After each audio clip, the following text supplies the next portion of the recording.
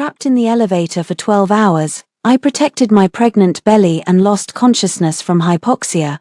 When the door opened, the rescue team husband picked up the frightened childhood friend and left at once. When he came back and asked, "Where is she?" A wedding ring and one sentence from the team member caused him to collapse on the spot. The oxygen in the elevator was as thin as a dull knife, and every breath came with a burning sting in the lungs. I leaned against the cold metal wall, my hands tightly guarding the noticeably protruding abdomen, my 3-month-old child. "Baby, don't be afraid, Daddy will come to save us." My voice hoarse, barely audible, as if comforting the baby and exhaustedly clinging to the last bit of hope. The phone was already a useless piece of metal without signal. After a few flashes, the emergency light finally went out. Darkness surged in from all directions like a tide, swallowing me. Severe hypoglycemia and lack of oxygen made my vision blur, cold sweat soaking my back. I could no longer tell how long I had been trapped, 10 hours or 12. Just as consciousness was about to fail, a heavy metallic collision came from above, the hydraulic expander prying at the elevator door.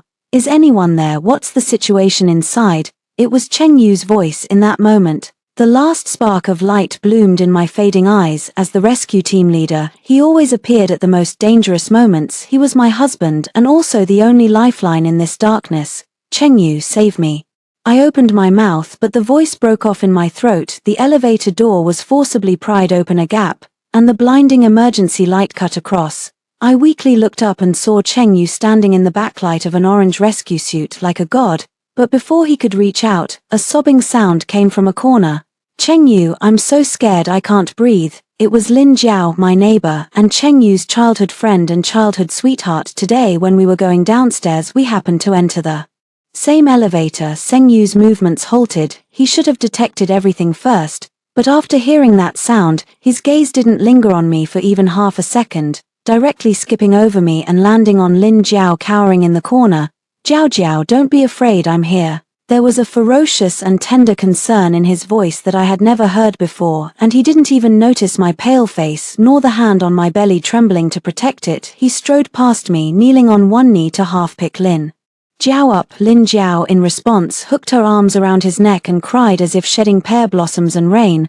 "I thought I was going to die. Cheng Yu, I'm really scared." "It's alright, I'll take you out." Cheng Yu checked her pupils and pulse with practiced ease, his movements so gentle it broke the heart. I strained to grab his trouser leg, fingertips whitening, my voice as faint as a thread. "Cheng Yu, my stomach, it hurts so much." He finally looked back at me once, but his eyes held no warmth, only impatience at being disturbed and a cold, businesslike indifference.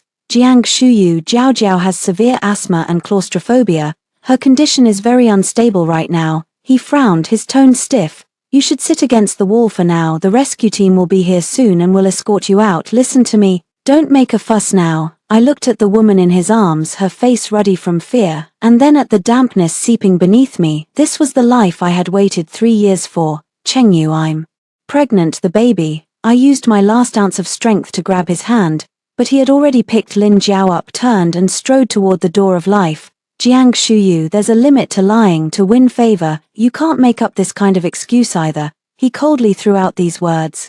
"The rescue corridor is limited. Priority must be given to the critically ill. As a family member, you should cooperate with the work, not waste my rescue time." He held Lin Jiao and disappeared into the lights, and as he left, the elevator door was once again temporarily blocked. The glimmering light faded, and darkness closed in again. I heard him shouting outside, directing loudly, "First take her to the ambulance, quick, she has a history of asthma." No one returned. Echoes in the elevator shaft, the disorderly footsteps and crackling walkie-talkie, but there is not a single word from me. My hand slides down my pant leg slowly, finally lying weakly on the cold floor. A violent twisting pain erupts in my abdomen like scissors wildly stirring. A hot spike of blood gushes out, the heavy smell of blood filling the cramped space. "Baby." Tears slide from my temples into my hairline, and at that moment I hear my heart shattering, the fracture heavier than the elevator's descents.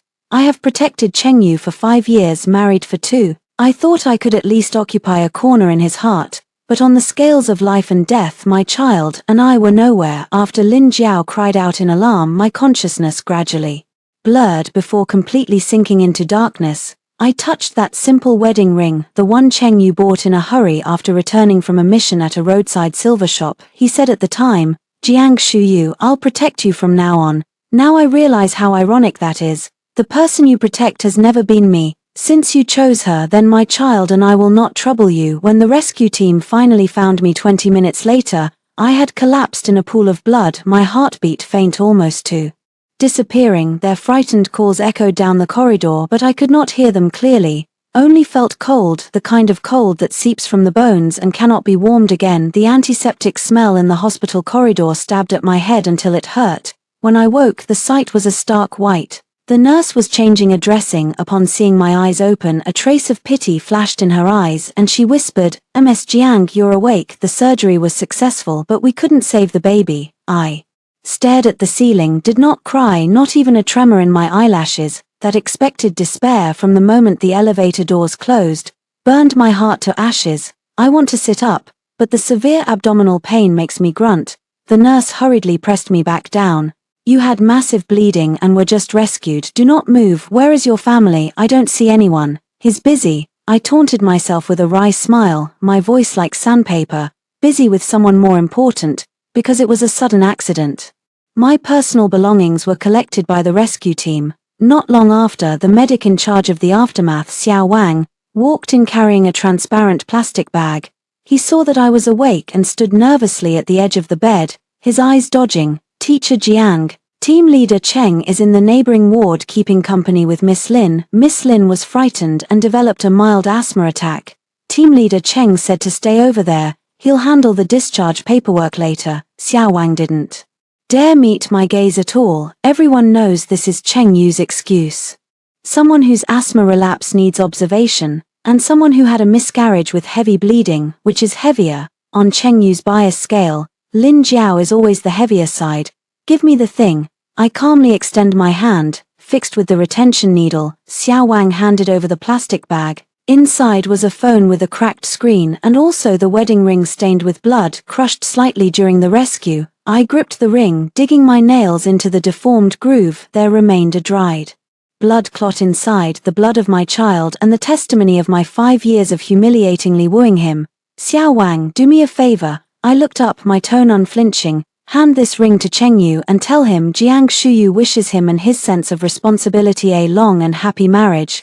Xiao Wang froze, at a loss. "Teacher Jiang, it's better if you return this ring to him yourself. Team Cheng is actually very worried about you. He asked about you just now." "Worried about me?" I let out a light laugh, a laugh that hurt my chest. Either worried I can walk back to the ward on my own, or worried I'll keep acting to deceive him. I ignored Xiao Wang's pained expression, and struggled to grab the paper and pen from the head of the bed, because my hand trembled. The tip of the pen carved glaring marks on the paper. I only wrote 4 words: divorce, no meeting. After finishing all this, I felt as if all my strength had been exhausted. 3 hours later, taking advantage of the nurse checking on patients, I yanked out the 4-line and blood burst from the back of my hand. I wiped carelessly with my sleeve, and with the wall to lean on, I inch by inch inched out of the ward. I did not return to that so-called home. Everywhere there were Cheng Yu's shadows.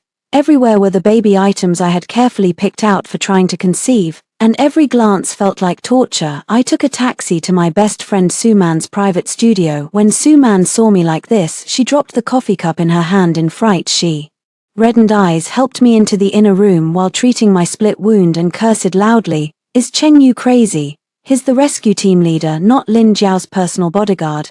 Where was he when I was bleeding heavily? And you still had the face to stay there with that green tea girl. Man, stop talking." I leaned on the sofa, my face as pale as paper. "Help me find a lawyer, then book me a ticket to the south. How can you walk with your current body? If I don't go now, I'm afraid I'll die in this relationship." I closed my eyes, tears finally sliding down the corners. Man, I have no home left, no children left." Meanwhile, at the hospital end, Cheng Yu had just bought hot porridge for Lin Jiao. Lin Jiao leaned on the bed, tugged at his sleeve and coquettishly pouted. "Cheng Yu, isn't Shuyu Jia angry? I was really scared at the time, that's why I pulled you. Could you go see her?" Cheng Yu rubbed his brow, a hint of agitation in his eyes.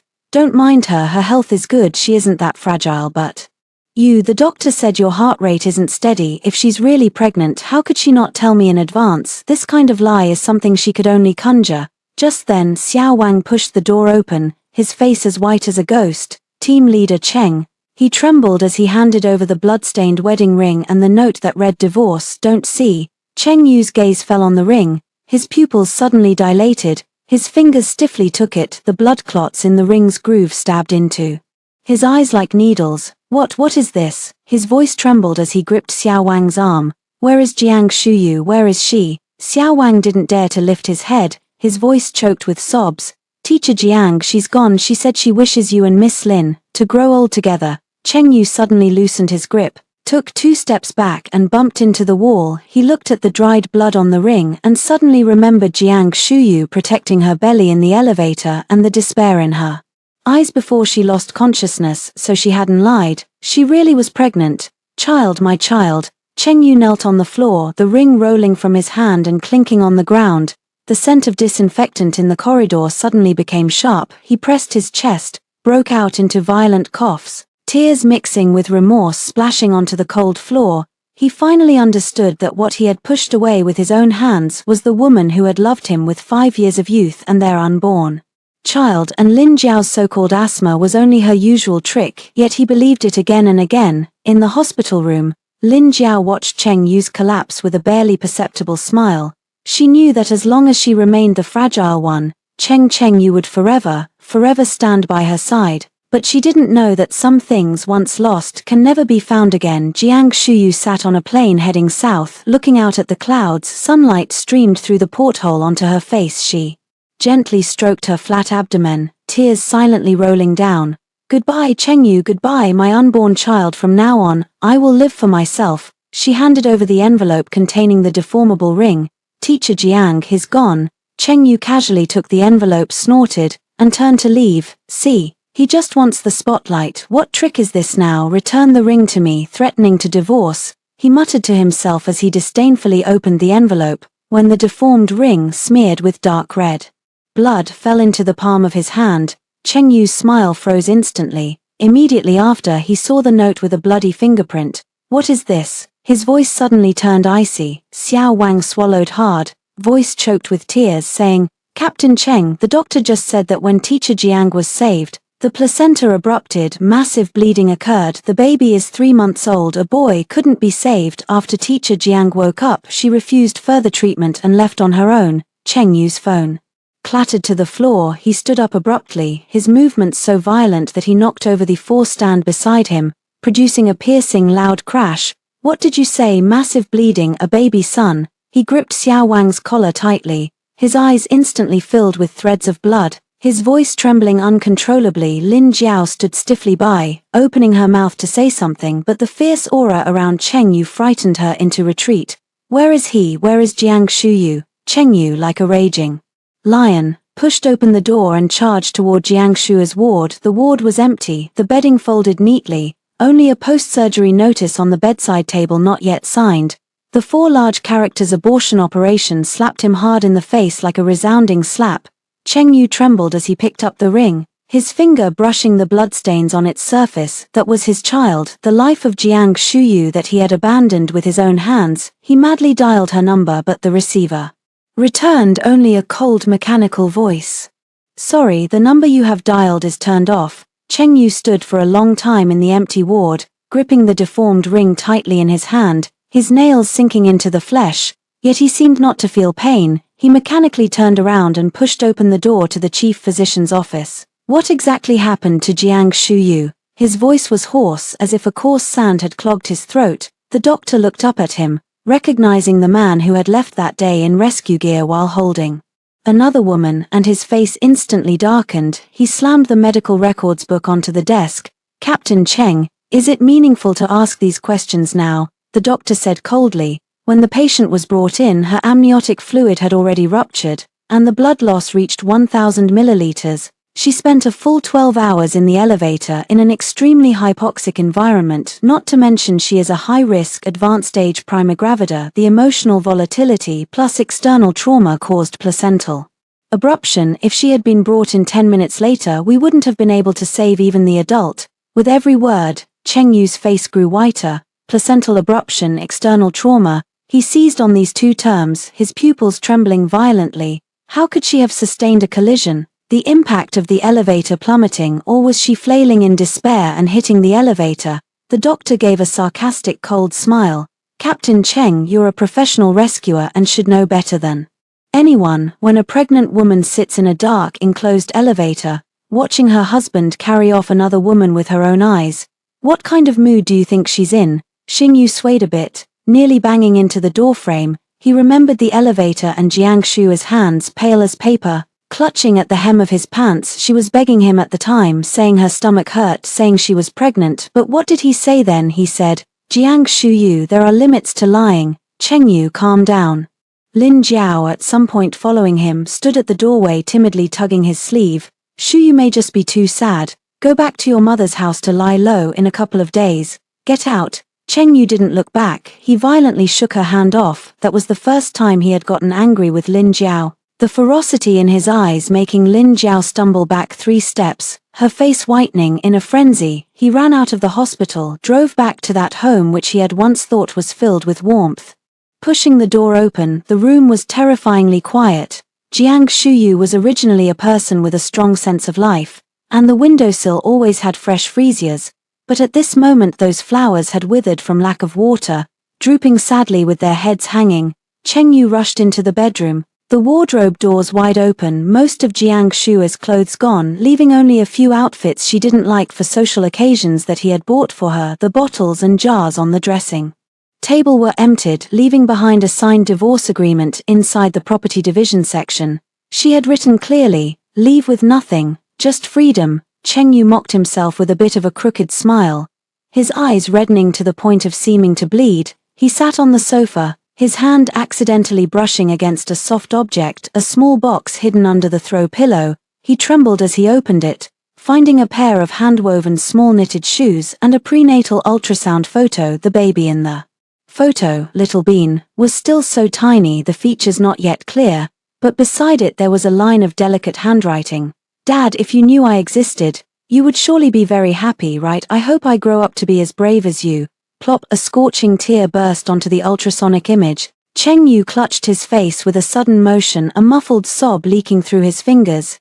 His so-called bravery is to kill his own child with his own hands and abandon his wife who is struggling on the edge of life and death. For the next 3 days, Cheng Yu used all his connections to track Jiang Shu's movements, traffic surveillance, hotel records, bank statements, but Jiang Shu seemed to vanish into thin air, cancelling her usual social accounts, even leaving her salary card at home, untouched. On the 4th day, Cheng Yu, with a scruffy beard, slumped in the rescue team office. Team member Xiao Wang knocked and entered, about to speak but hesitated. Orange team, Miss Lin is outside, says she has something for you, and apologizes for what happened that day. Get her out, don't let me see her again. Cheng Yu raised his head barely, his voice cold and hard as iron. Make her get out. He slammed all the documents on the desk in a fit of rage, except for the ultrasound photo that was wet with tears, which he protected with his hand. It was only at this moment that he finally understood what those 12 hours meant to Jiang Shuyu, that they represented all the love, trust, and hope she had for him, gradually drained away. Exhausted in that final moment, she was not just lacking oxygen, but suffocated by despair. Cheng Yu grabbed the car key and rushed into the rain again. He searched everywhere Jiang Shuyu might have gone, her university, the gallery she frequented, her parents' grave. At each place, the image of her smiling flashed in his mind. Cheng Yu, come back safe from the mission. Cheng Yu, I made your favorite braised pork. But now these warm memories had become sharp barbs, and each time he recalled them a piece of bloody flesh would be ripped out. Late at night, Cheng Yu trudged home exhausted and collapsed onto a bed that had no warmth left. He curled up like a child who has lost the entire world, whispering, You, come back, I beg you. What answered him was only the deathly silence of the rain outside the window, and the lingering, mocking taunts of the past that filled the room. 3 years later, the southern rainy season was humid and stifling. On Theof, the premier restoration exhibition of ancient paintings, flashes went off one after another. I wore a sharply tailored slate-grey suit dress, my long hair gathered into a neat bun, and calmly introduced the freshly restored The Depths of the Mountain to the curator. In these 3 years, I reverted to my mother's surname and became a rising star in the field of ancient painting restoration. Lin Wei, a tremulous voice came from the outskirts of the crowd, filled with incredulous astonishment. My hand that was holding the pen paused briefly, then naturally lowered, and I turned to look. Cheng Yu, wearing a slightly ill-fitting suit, stood where the lights tangled. He had lost a lot of weight, his eye sockets hollow, his jawline taut, no longer the spirited rescue team leader of old. I politely nod, my gaze sweeping over a withered leaf without the slightest ripple. Sir, I am Lin Wei. I haven't used the name Jiangshua for a long time. Cheng Yu charged forward with a stride, trying to grab my hand, but was blocked by the assistant beside him, who reacted quickly. You, I've finally found you. Where have you been these 3 years? I've searched every city. His voice was hoarse, carrying a humbly frantic plea. This gentleman, please keep your dignity. My tone was steady, even wearing a proper smile. If you're here for the exhibition, please buy a ticket to enter. If you're looking for a relative, you've misidentified the person. Cheng Yu stared at my face, trying to find the warmth or the resentment from the past, but was destined to be disappointed. Nowadays when I look at him, it's like looking at a piece of yellowed paper that has lost its value for restoration. Mr. Cheng, I hear you've been assigned to the Cultural Heritage Security Task Force. Since you're a public official, shouting in public seems somewhat inappropriate. I spoke with a measured bite, then turned to the curator and said, Mr. Liu, let's discuss the remaining details in the VIP room. Yeah, Cheng Yu shouted behind me, tearing at my heart. I have broken up with Lin Jiao. I look for you every day. I was wrong. I really know I was wrong. My steps did not stop. That soul-shaking pain had already died long ago on that oxygen-deprived night. That evening, when I walked out of the exhibition hall, under the streetlight with Cheng Yu, I held a wilted bouquet of pale bluebells in my hand that had been my favorite flower before. Yeah, I know you won't forgive me, even if you beat me or scold me. Please don't pretend you don't know me, okay? He hurried forward to hand me the flowers, his voice tense. In these 3 years, I've gone through the court files of the elevator accident again and again, regretting every day. Why didn't I turn back and look at you a little longer? I took the flowers, and a glimmer of hope shot from Cheng Yu's eyes, but in the next moment I casually tossed the flowers into the nearby trash can. Cheng Yu. I looked at his suddenly pale face, my voice calm yet chilling to the bone. The moment you chose to grab Lin Jiao outside the elevator, our relationship had already ended. That bouquet of flowers is as meaningless as your apology 3 years late. The rain started again, pattering on the trash can. Cheng Yu stood frozen in place, still holding the gesture of presenting flowers, rainwater mixing with tears sliding down his face. I turned and walked into the rain, not looking back. Some wounds, once carved into the bone, can never be repaired, just like the ultrasound photo in his hand, soaked with tears, forever stuck in that oxygen-deprived night. Do you think that as long as you apologize to me, all that blood and life can be wiped away with one stroke? I stopped, looked at him for the first time with a direct gaze. Eyes like a torch. What you miss is not me at all, but your cheap sense of guilt. You want me to forgive you so you can live a peaceful, self-satisfied life again. No, I love you. I felt as if I had heard a huge joke. When I begged you to save the child in the elevator, where was your love? When my dad signed in the operating room, where was your love then? The word love, don't insult it. I took out a business card from my bag and handed it to him. This is my lawyer's number. You didn't sign the divorce agreement back then. Sign it now if you still want a shred of your dignity as a policeman. Don't ever show up in front of me again or I will sue you for harassment. I bypassed him and walked toward the chauffeur-driven car parked by the roadside. Cheng Yu stood rigidly in place, the streetlight stretching his shadow longer and more twisted, and he still held out a flower as if presenting it, his fingertips trembling non-stop. Jiang Shuyu. I closed the car door, cutting off all sound. My phone vibrated, a WeChat message from Suman. Did you see that scumbag? How does it feel? I calmly replied, it's like looking at a pile of expired trash. Besides taking up space, it gives me no feeling at all. I truly feel nothing. If a person has died once, how could there still be any emotion for the one who handed the knife back then? Cheng Yu did not sign that agreement. He was like a lingering ghost, trying to seep into every crack of my life. But I have no time to play this kind of melodrama with him. As a restorer, I was invited to handle a batch of old records damaged during the rescue exercise back then. While organizing the boring documents, I unexpectedly found in a sealed rescue record a copy of the elevator black box recording that was the evidence deliberately suppressed after work. I carried the copies and proactively arranged to meet Chengyu. Under the building of the accident from years ago when he arrived, he looked tense yet excited, probably thinking this was a signal of my soft heart. And he even changed into a neat white shirt, hoping to recover a few traces of the past. Yeah, if you're willing to date me, does that mean there's still a chance for us? I didn't say a word and I just slapped several pages of copied transcripts of the recording onto his chest. Chengyu, you've always been curious about what happened during those 12 hours, always thought I just chose the wrong order, thought I was throwing a tantrum, now read it yourself. Chengyu took it with suspicion, and after only a glance, his face changed from rosy to deathly pale, finally turning ashen. Audio excerpt: 1 hour. Jiang Shuyu tried to press the alarm, but the line was broken and it was invalid. She whispered to herself, "Baby, Daddy is a hero, he will surely come to save us." 4 hours. Lin Jiao started screaming and crying. Jiang Shuyu comforted her, "Don't be afraid. Chengyu will be there very soon." 8 hours. Jiang Shuyu ran out of strength and showed signs of hypoglycemic fainting. She spoke slowly to Lin Jiao, "My stomach hurts so badly. If only one person can go out, you must tell Chengyu and have him save the child." 11 hours. Lin Jiao discovered Chengyu's rescue signal and suddenly said to Jiang Shuyu, "Sister Yu, Chengyu loves me the most, he will definitely pick me up first." Jiang Shuyu did not respond. The recording contained only heavy and broken breathing. The thing that destroyed Chengyu the most was the record from the last minute. The elevator door gap opened, and Chengyu shouted Lin Jiao's name. Jiang Shuyu whispered faintly, "Chengyu, save the child." Chengyu coldly replied, "Even lies should have a limit." Then came the sound of heavy footsteps leaving, and Jiang Shu's final piercing scream pressed down in her throat.